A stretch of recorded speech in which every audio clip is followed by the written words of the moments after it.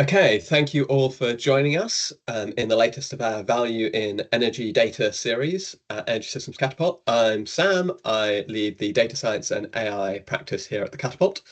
Just a few quick housekeeping notices. Please do keep your cameras and microphones off for the duration of the webinar. It's being recorded. It will be put on YouTube. And we will have time for Q&A at the end. So please pop the Q&A in the chat. And then we'll kind of work through those when we get to it. The talk today is on synthetic data and how that can be used for decarbonisation of the energy system. And so we've got two fantastic speakers from the Centre for Net Zero.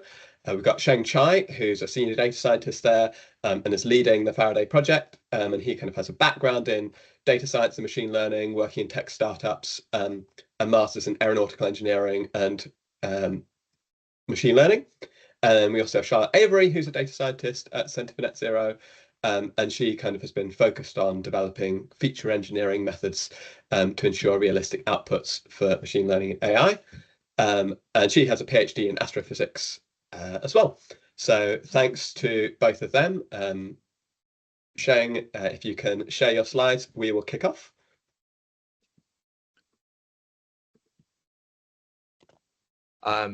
Thank you, Sam. Good afternoon, everyone. Thank you for coming to our webinar on value of synthetic data for energy system decarbonisation. I'll give a very quick introduction to who we are. Centre for Net Zero is a non-profit, impact-driven energy research institute headquartered in London. We are funded by the renewable energy group Octopus Energy, and we operate autonomously, setting our own research agenda to advance tech-driven energy systems that benefits humanity. And we do this by combining the roles of industry researcher, advanced modeling innovation startup, and research policy conduit. And this breadth of capability enables us to not only foresee how a zero fossil fuel grid can be achieved on a global scale, but also to instigate real-world system change through policy influence. And while technology is transforming the energy sector, too often we find that modeling and therefore policy making are based on data from the past, which doesn't quite make sense in our fast-changing world. Our relationship with Octopus Energy allows us to conduct large real-world field trials with Octopus Energy customers to collect data and insight, which then allows us to build models of the future. So our data and modeling team comprises of Gus, our data lead, and me, Sheng, and Charlotte are next to me, and soon to join in July, Ian. So today we'll be talking about Faraday, the work we've done to generate synthetic smart meter data. And we'll also talk about OpenSynth, which is an open source community project that we're building at Centre for Net Zero to scale up our work with synthetic data. And Charlotte will then demonstrate some of the applications of synthetic data that we've done at Centre for Net Zero and the future roadmaps of what we think the future for synthetic data is going to be. So before I start going to Faraday, I'll start off with the motivation on why we started researching into synthetic data at Centre for Net Zero in the first place.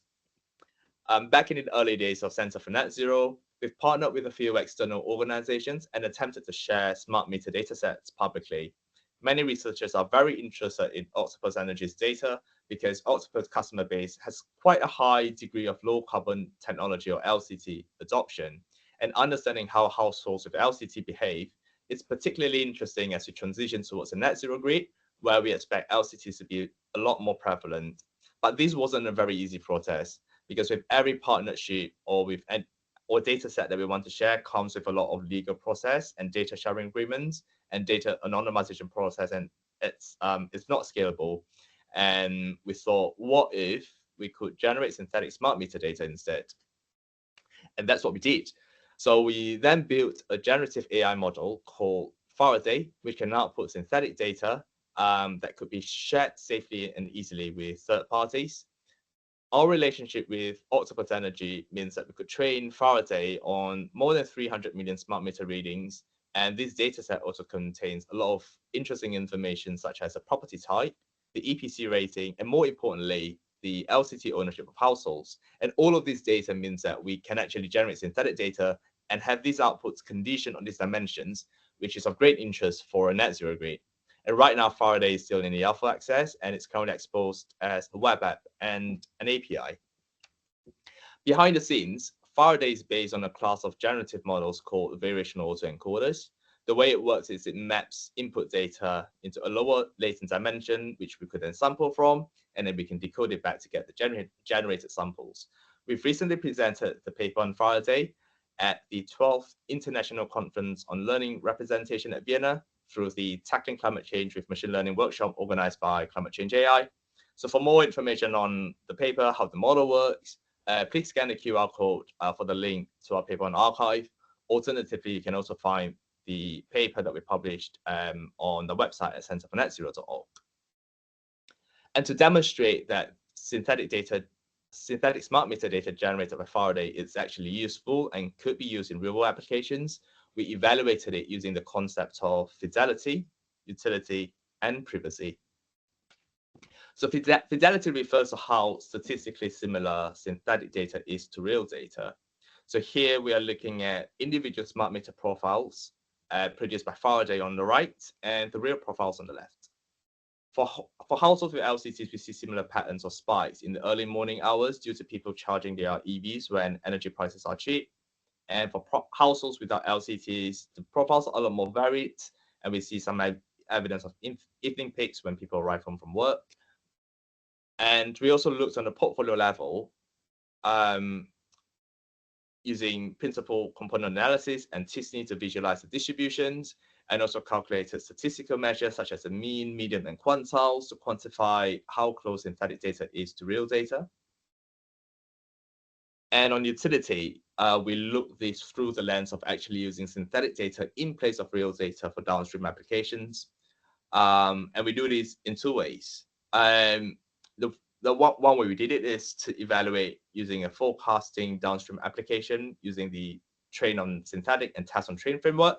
So this involves building two forecasting models, one on real data and one on synthetic data. And the intuition is that if the synthetic data was a good representation of real data, then they should perform similarly. We've also actually compared the outputs of Faraday compared to other GAN-based methods, and we found that Faraday produces synthetic data of higher utility for forecasting. The main problem that we had with GAN model was a problem of mode collapse. It wasn't able to capture the full diversity of the distribution of the data set. We've also partnered with a group of researchers from University of Birmingham, where they use Faraday on a digital twin project. So in that project, the researchers had access to property data through Birmingham Council. So they've got things like property type, the EPC rating, etc. And they also know which properties are connected to which substations and subsequently the actual substation reading. And they get that from National Grid Energy Distribution, who are the DNOs for Birmingham. And what they did was they took the property data that they got from Birmingham Council and put it to Faraday, and then they compared the outputs for Faraday to what that was measured in the substation, and they found that the timing and the magnitude of the peaks match really well. But Faraday has a slightly higher base load compared to substation readings, and we think this is predominantly because the data set we've used to train Faraday wasn't representative of the households in Birmingham. Particularly, our data set was slightly skewed towards households of higher levels of electrification. So on privacy front, we look at whether or not the generative model was actually producing synthetic data, or is it actually just regurgitating training data? So right now, Faraday has implicit protections to limit privacy risk, such as we've got k anonymity of 3. This means that at the finest grain of data, that means no matter how you slice and dice according to all the different dimensions, that we still have at least 3 households remaining to limit individual risk. We also added noise to the raw data prior to training and only expose our models by an API instead of publishing the model weights in full. And we currently are only also outputting daily profiles instead of weekly and monthly profiles. The intuition is that it is a lot more difficult to identify a household based on just a daily profile. But once you've got the weekly and monthly data, it might become a lot easier to identify someone because of someone's unique weekly or monthly behaviors. And right now, we're doing a lot more research and more robust ways to quantify privacy risk, which will allow us to output profiles or even longer time horizons, which we think will have even higher utility. And right now, Faraday has more than 100 alpha testers today, and it's been used in many real applications. And some examples are the from consultants in our group, or in the digital twin project I mentioned earlier with Birmingham, and also other academics from Oxford, Cambridge, Manchester, and King's College. And we've also got alpha testers from DESNES and Ofgem using Faraday for policy impact work, as well as UKPN to look at how synthetic data could be used for planning and grid simulations. So all of our work so far has led us to think, how could we actually scale up synthetic data further? Octopus Energy has a large presence in the UK, and we can make significant progress in our home grounds, but ultimately net zero transition will involve work globally, and not just in the UK and other countries that Octopus Energy has got presence in. There are lots of other countries that Octopus is not in, but they also have massive part to play towards net zero transition. So this pushes us to think about are there ways that we could unlock the value of smart metadata and democratize the access to it. And we pitched this idea of a global synthetic data community to Linux Foundation. And we're very delighted to be now partnering with LF Energy on Linux Foundation on this. And we launched this initiative back in April during our launch event at in our office. So the goal of this project, OpenSynth, is really to create a one-stop shop for synthetic data, having the data, the algorithms, the best practices, the benchmarking, etc. And we really want to encourage more people with access to smart metadata to create and share them and build a vast pool of diverse data sets, not just for the UK, but around the world, and really to spread the adoption of synthetic data in the academia industry and within government to accelerate the decarbonisation of energy systems.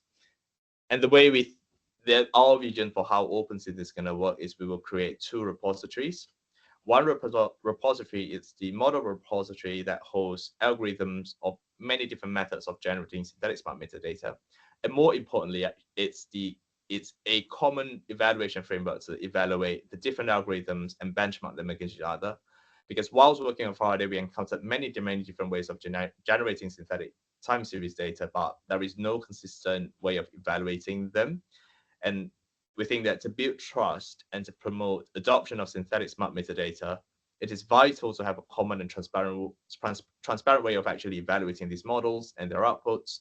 And we want to create a one-stop shop for resources to generate synthetic smart metadata and to lower the barrier to entry and to build trust in generative AI technology. A second repository is what we call the data repository, where organizations with access to synthetic data can use algorithms and evaluation framework from the model repository to train and generate their own data, and ultimately donating it to the public good, into the public domain for public good. And end users wanting access to smart metadata who don't have access to the data themselves could then use the data published in the data repository for their own research. And to establish this common evaluation framework, we're currently partnering with esteemed researchers in this field. So we're working with Professor Pascal van Hendrik from Georgia Institute of Technology, and he's got a lot of experience and expertise in privacy and machine learning. We're also working with Priya Donti from MIT, who is a co-founder of Climate Change AI and has got lots of expertise on machine learning and climate change, and Phil Grunewald from University of Oxford, who has a lot of experience and data expertise on smart metadata, especially in the UK. So in this work, we'll be looking at evaluating synthetic data through fidelity, utility, and privacy, and looking at the trade-offs between privacy and fidelity and utility, etc. And right now it's in a course of review state, and hopefully we can have something in the public domain really soon. And now I'll hand over to Charlotte, who will go through some projects that we're doing at Centre for Net Zero to demonstrate the value of synthetic data for energy system decarbonisation. Thank you. So I now want to emphasise the real value of synthetic energy data by exploring some of the real-world use cases for synthetic smart meter data. And I will present an application that we have prototyped at Centre for Net Zero called Faraday Grid. And this is a domestic demand model built on top of Faraday outputs. So a key use case for synthetic smart meter data is energy systems modelling. That's very broad. For context, due to the privacy barrier in getting access to real smart meter data, grid operators, researchers, and other energy modelers tend to rely on aggregated, static, and often maybe outdated demand data sets, which might not be truly representative of the populations that they're actually trying to model.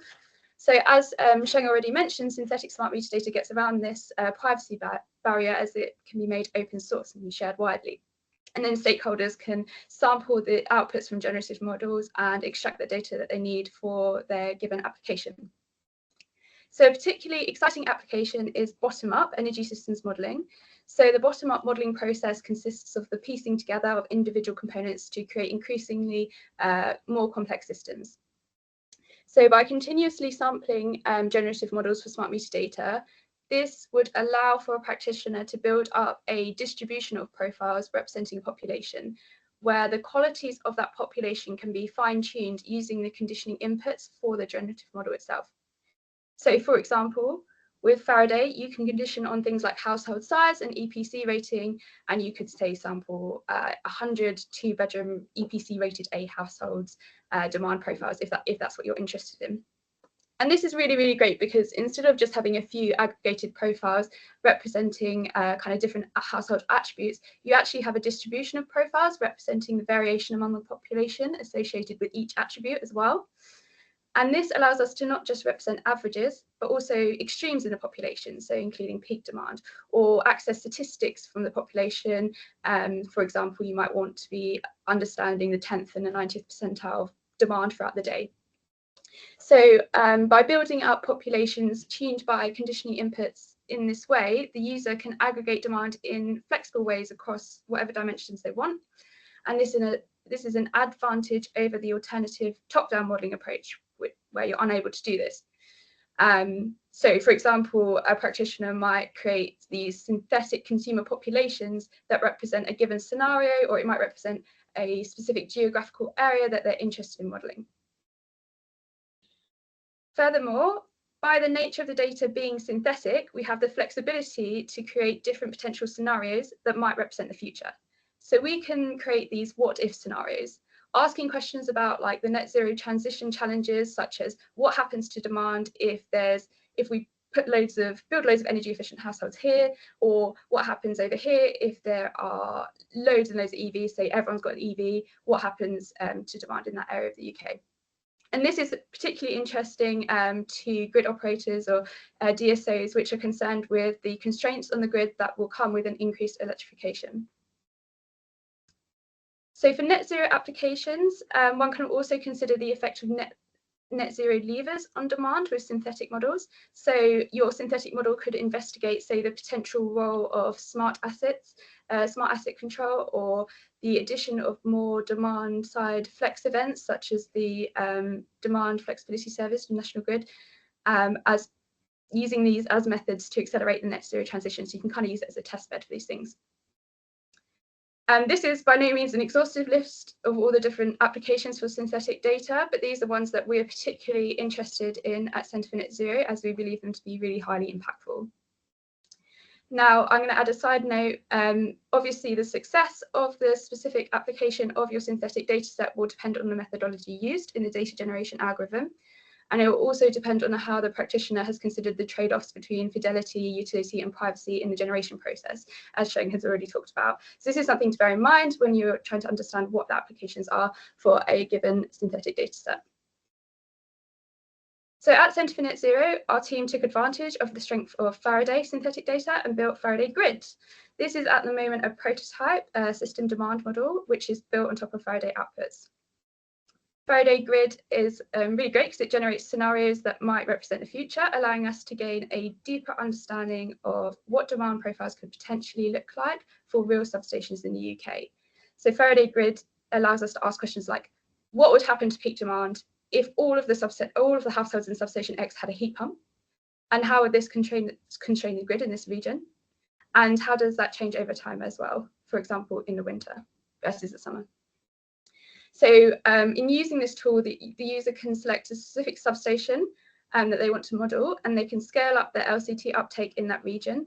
And they have the capability of scaling up the number of households with solar PV, and the number of households with EVs and with heat pumps. You can further select which month of the year and day of the week that you'd like to generate typical demand profiles for. And it outputs typical daily demand profiles. This this profile is shown in the right-hand side, is the total profile in that substation, and it's actually broken down into the half-hourly demand associated with households with each LCT site. So you can look at all the households with solar PV, for example, versus the households with EVs versus the total for the whole substation.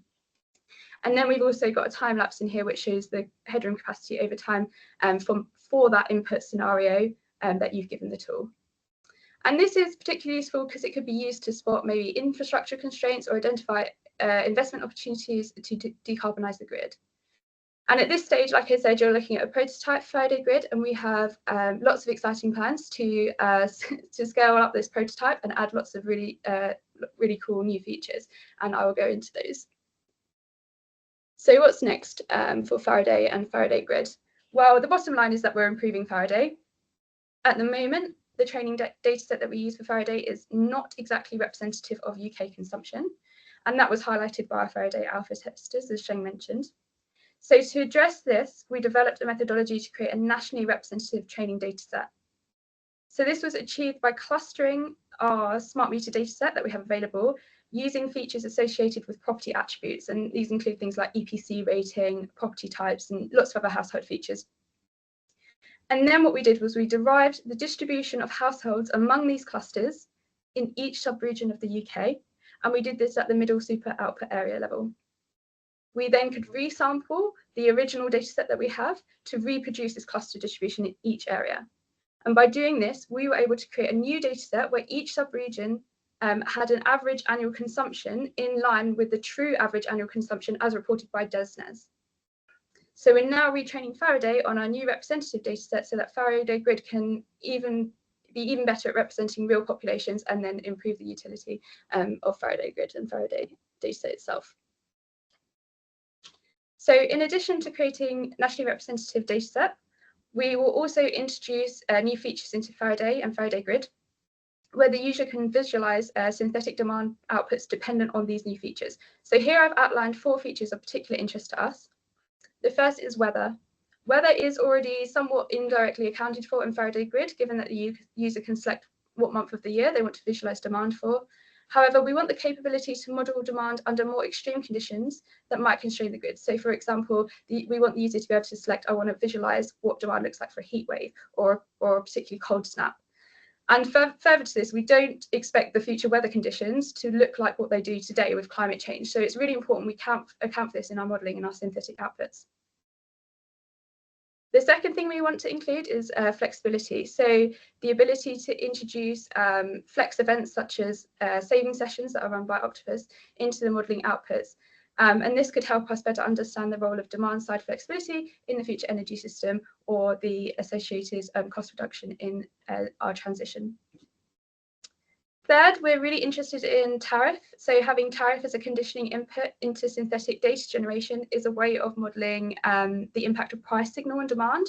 So specifically, we can consider the impact of smart tariffs or tariffs that might provide a lower cost of energy to consumer when they have a LCT, or if they're willing to give up some degree of control for LCT automation.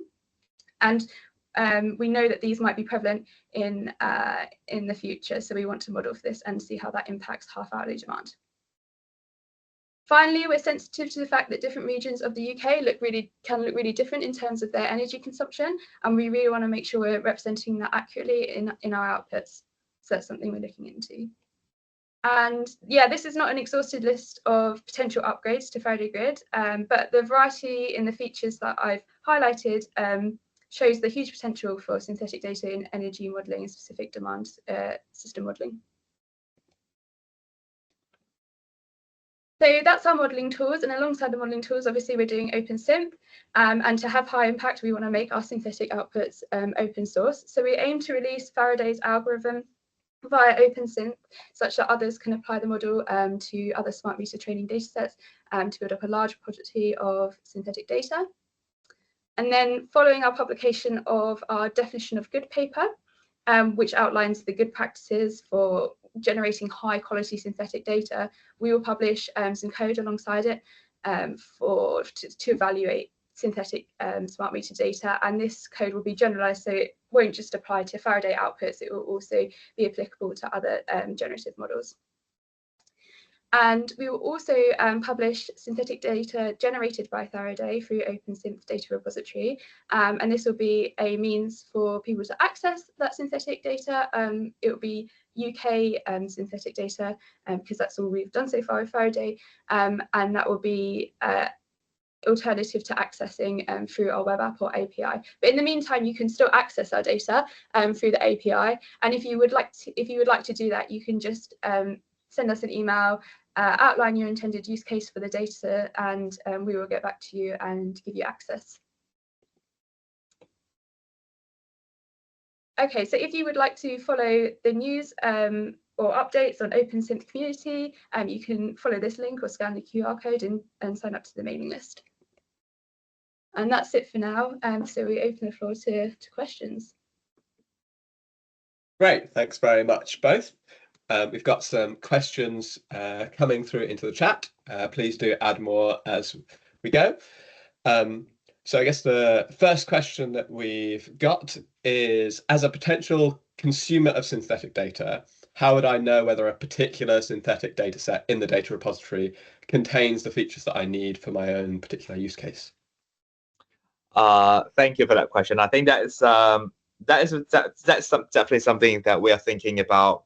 So I think that's something we probably want to discuss once OpenSynth is getting more built up, and then we've got more community members, and I think it's probably for the community as a whole to think about how we want to do this. But the reason that we've set up OpenSynth, part of LF Energy, is so that this repository remains open source. It's not controlled by any single party, like not controlled by Center for Net Zero or the Octopus. Is part of the LF Energy group. So LF Energy, OpenSynth right now, and the LF Energy is a completely separate legal entity. And there are some licensing issues of like how the data could be used, what are the conditions and things like that still remaining to be sorted out.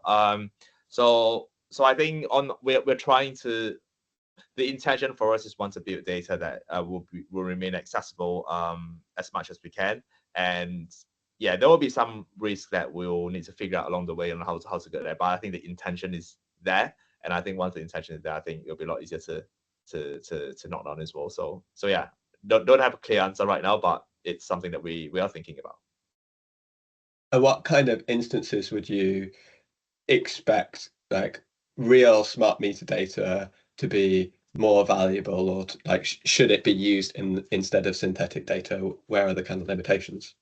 I think it depends really on use case, because with synthetic data, to protect privacy, you're gonna end up with slight loss in fidelity and utility outputs, perhaps, or maybe in terms of like accuracy, would you actually is it okay with using synthetic version, or do you need like real data? So maybe it would depend on use case. Maybe some cases you don't need absolute accuracy, so synthetic might be actually useful. For maybe some business use case where you actually need real customers' data because of business reasons, like for billing and purposes, and obviously synthetic data is not the answer for that. So I think all of this really depends on use case scenario. Right now, the way we're thinking where synthetic data can really play a part, it's when we're thinking about in the world of 2030, 2040, 2050, in a completely different world. Then synthetic data allows us to imagine what that world might look like and generate data that we think could be a reflection of that kind of world, and then do some interesting research on this. So I think both synthetic data and real data has its role to play. Really depends on what's the problem you're trying to solve. Yeah, and I guess there's a couple of questions here that might point out like specific examples. So we've got one around like external weather conditions, or external conditions like weather. And so maybe there's the extent to which, well, actually being able to look and explicitly validate the correlations between weather and energy usage and that kind of stuff would be harder with the synthetic data.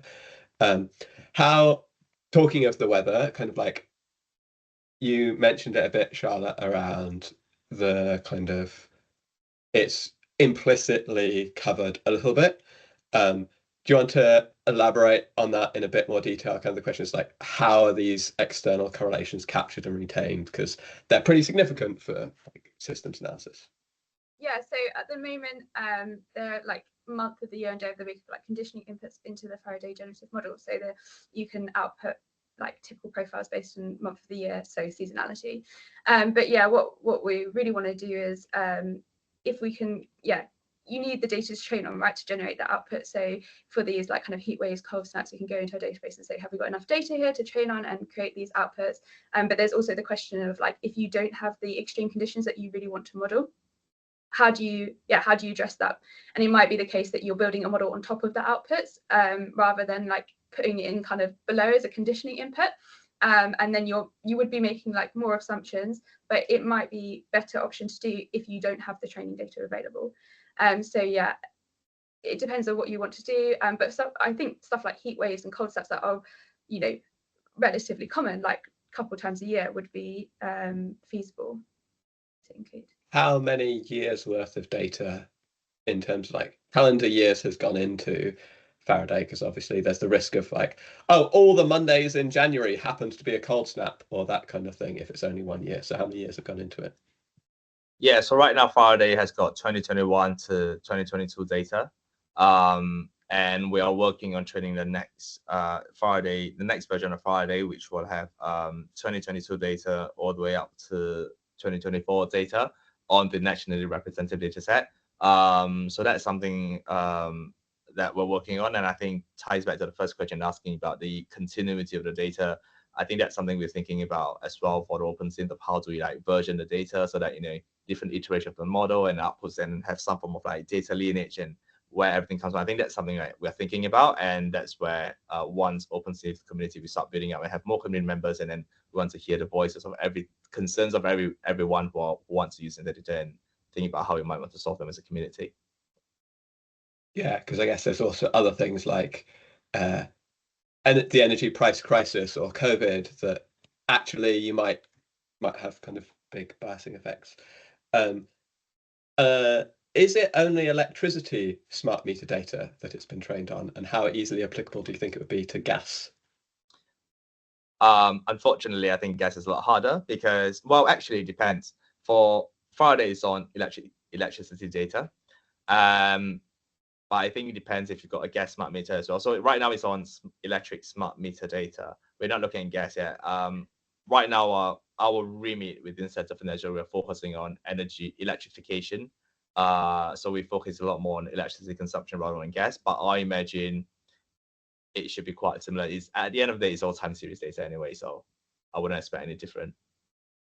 Yeah, it is interesting that one of my comments playing around in this space, it's often harder to get gas smart meter data than it is to kind of like find someone with electricity smart meter data. So yeah, useful to recognize that quite a lot of particularly innovators focused on heating, they don't just need the what's the heat pump electricity smart meter data, but the gas as well.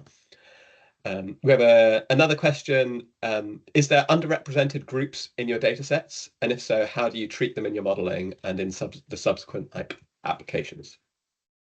Yeah, that's something that we've been really looking into. Building Faraday Grid, the challenge is like making sure that we represent all the different populations in each substation region.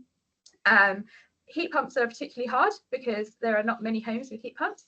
So it's quite difficult to represent the full diversity of households with heat pumps. And we're also, I guess, conditioned on people kind of telling us that they have a low carbon technology like we do. So we, you know, and that might be kind of a relatively biased sample. So of everyone who has a low carbon technology.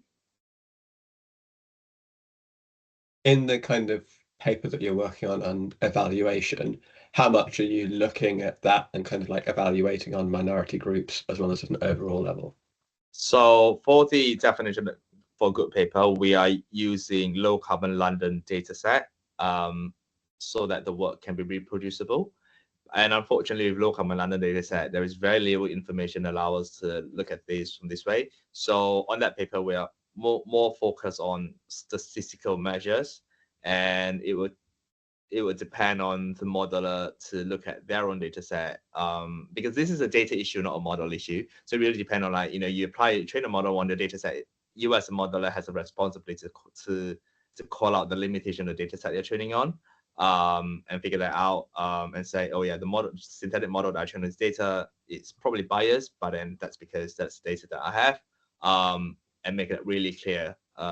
So with Faraday, if you've got access to Faraday, we make it very clear at the top that the data is from 2021 to 2022, and then it's on households that has got LCT and Octopus. So it's quite, and therefore it's quite biased to households with higher levels of electrification, as we've seen in our presentation. And that's something we're working on fixing to make it more representative. But yeah. Yeah, and we have a growing database. So at the moment, we're trained on like earlier years, so 2022, like backwards. But when we begin to train on the 2023, 2024 data, we expect our data to be much more representative and fill in those gaps that are there in version 3 Faraday, and then yeah, hopefully much more representative version 4.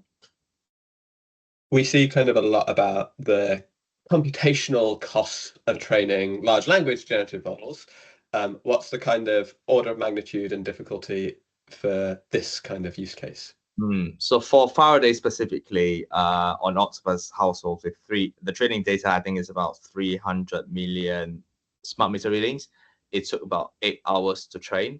So not massive, not as big as the models that Google are training. Their models are way bigger than what we're doing here. But sometimes you don't need something that complicated to be that useful. So what we've done is something really simple. We tried many different methods, like the GAN-based methods or recurrent neural network methods, and those have significantly longer training times. But their outputs on smart meter data particularly wasn't as good as just a simple variational autoencoder with linear layers. So yeah, we just went for like what was the easiest and quickest and fastest method of doing things, and it seems to be working. So we're quite happy with that. Cool. A question here around how can a business manage risk if they're reliant on OpenSynth or Faraday for operational use? So like what happens if it gets discontinued, or there's a paywall, or like licensing terms raise challenges? Thoughts on that? I think that really depends. I think it's up to the business to decide if that is an uncertainty. Are you willing to accept that uncertainty? So it's up to the business to decide. Not really up for us. But I would say that, in the alternative is no data at all. So what we're doing is trying to democratize some access to some data. How that might look like, I think it remains to play out. We're still in the very early days. But yeah, if the business thinks that there is no guarantee on the continuity of data, then perhaps synthetic data via OpenSynth might not be the answer for you. I think we have to be quite honest there. But the intention here is to output synthetic data over time, so that we increase more and more availability of synthetic smart meter data for as many use cases as we want. And another question here around how do you build confidence that the synthetic data is still realistic when moving to conditions that are outside the condition ranges using the training, heat waves, new tariffs? So we've discussed it a little bit, but I guess there's the how would we actually build confidence, or do we see that it's no, you just have to mentally limit yourself to like make sure that you're confident that the conditions that you're applying it to are similar to the ones that the data was trained on? So I think that is not a synthetic data problem. That is a real data problem, because that is the same problem with using real smart meter data to analyze heat waves. If your historical data has no heat wave data, then you have no data to think what it might be. The only solution to that is making assumptions. So that, I think, is the same problem with real data. It's not a specific problem with synthetic smart meter data, I think.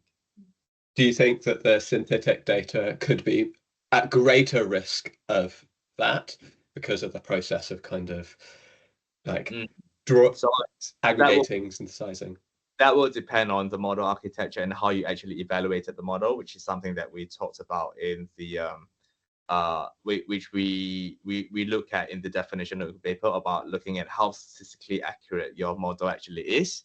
And we have seen lots of examples of artificial intelligence gone wrong with large language model hallucinating outputs, and that is the responsibility of the modeler to actually evaluate your model to see how good your model actually is, how accurate it is it hallucinating, or is it actually generating plausible data? But yeah, so that's something that we look at in the definition paper.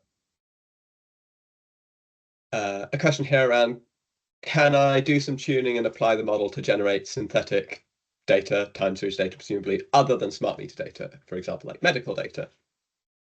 So I think it depends on the model architecture itself. Here, we are just looking at smart meter data. There are lots of examples of generative technologies on healthcare data, and some of the work we do here is derived or inspired from the work in healthcare. But in the definition of the paper, what we look at is evaluation on metric that's specific to smart meter data that actually doesn't exist in other healthcare data. And I can't go into too much details on the content of that paper because that's yet to be published. Once that is public domain, we will definitely be interested to hear comments and thoughts. And yeah.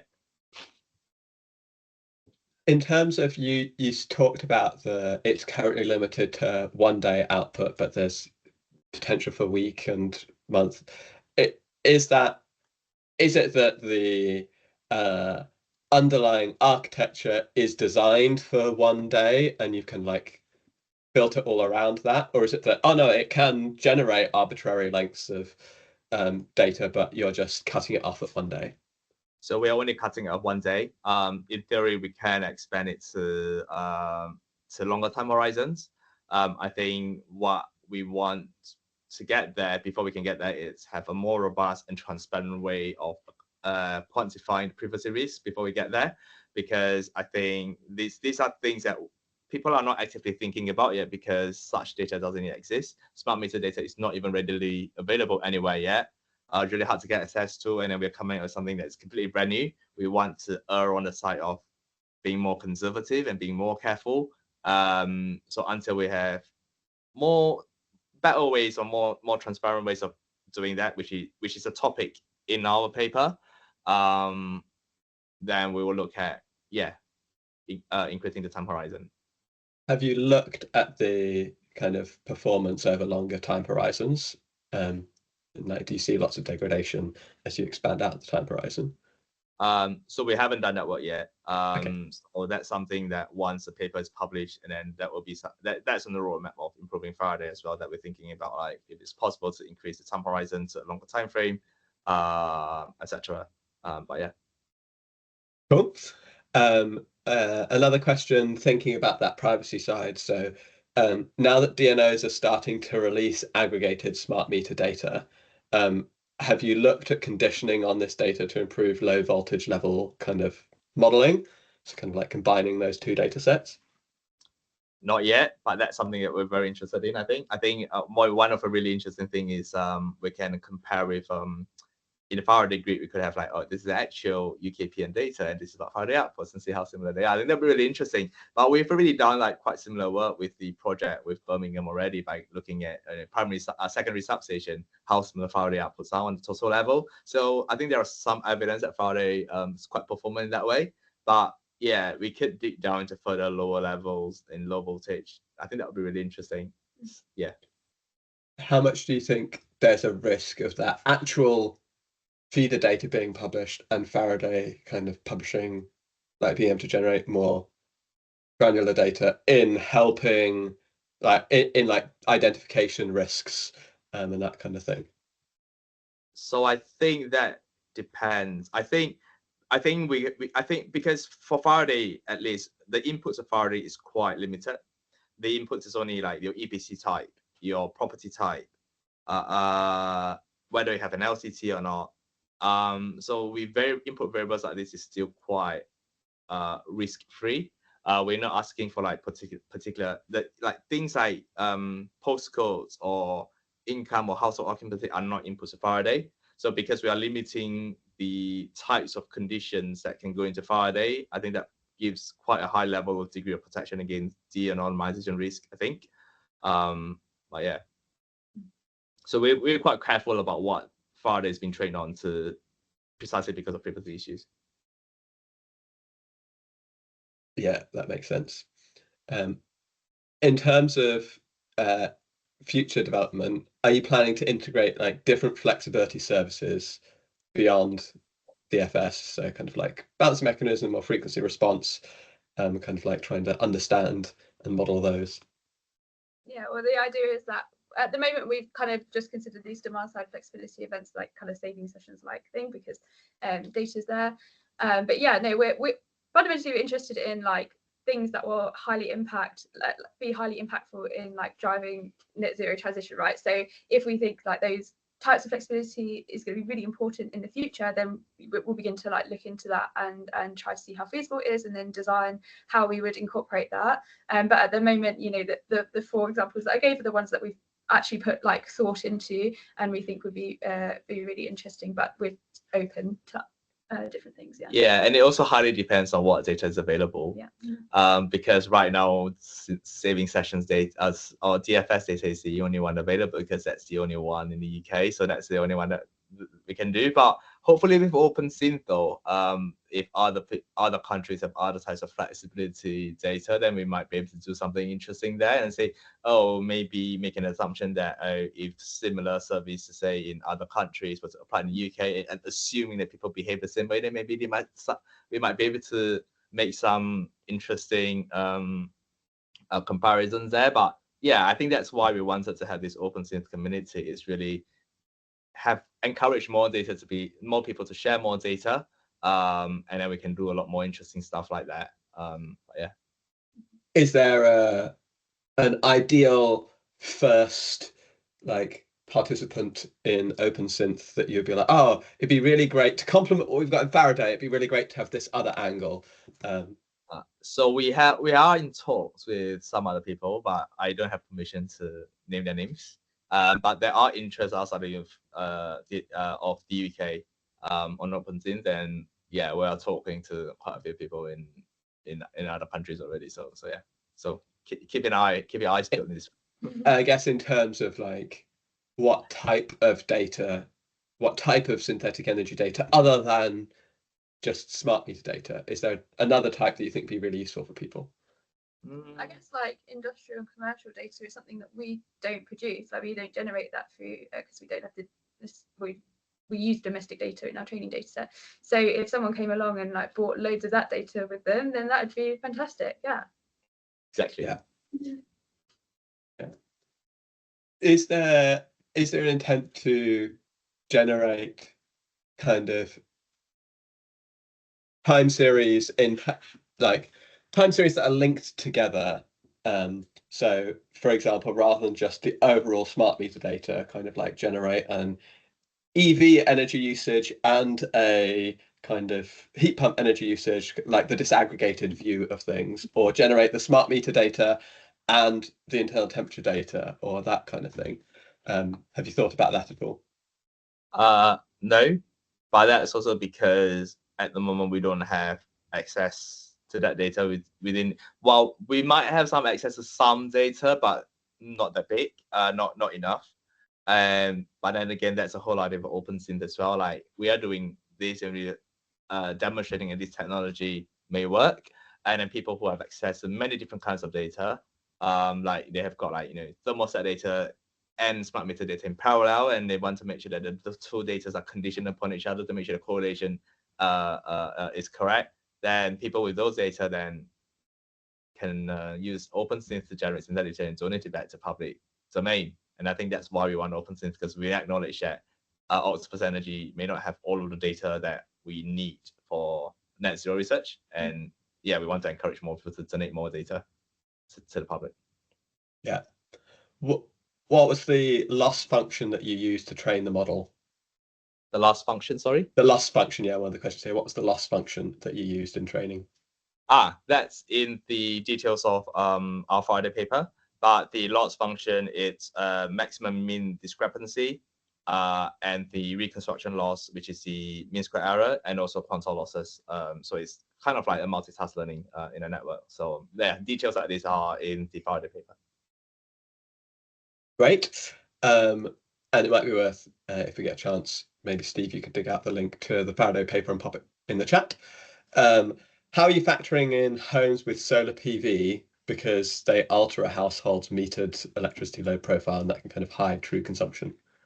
Yeah, so we don't try and simulate the consumption profile, like as in we're looking from what the grid sees, I guess, in terms of like what they're pulling from the grid. So you would see like, you might see a dip when it's when the sun's shining and they're using their solar panels, but yeah, we don't account for that. Yeah, so right now it's import data. We're not looking at export yet, so it's not the net consumption, but how much they actually import from the grid, and that's what the import smart meter see.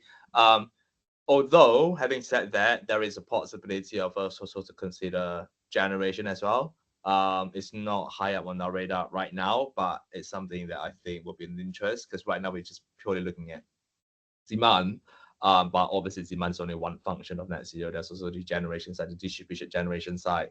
And I think things like this are, more to come. So we're still in the very early, we're barely scratching the surface here. So yeah, I bet that's a theme of like great big step forward with loads of doors opening up after that.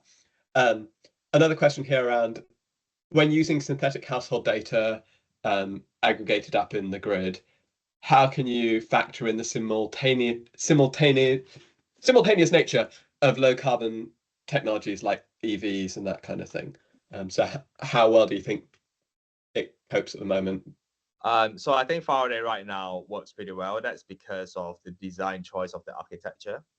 But that's also a topic that we talk about in the definition of good paper as well, because the unique thing about smart meter data particularly, is hierarchical in nature. But a lot of the current research when it comes to the synthetic time series generation is in healthcare, and healthcare is not necessarily hierarchical. Like your heart rate is not going to have a correlation with someone else's heart rate, but in smart meter data, households are connected to each other by a grid, so there is some form of like joint distribution in there, and that's a topic that we are looking at inside the paper. And I can't go too much in paper, and the paper is in public domain, so I think I'm going to stop there. Great. I think I've probably gone through all the questions. Just one circling back.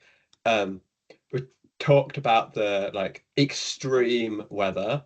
What about the kind of day-to-day weather fluctuations, and how well you think those are kind of covered, like a warm Monday versus a cold Monday?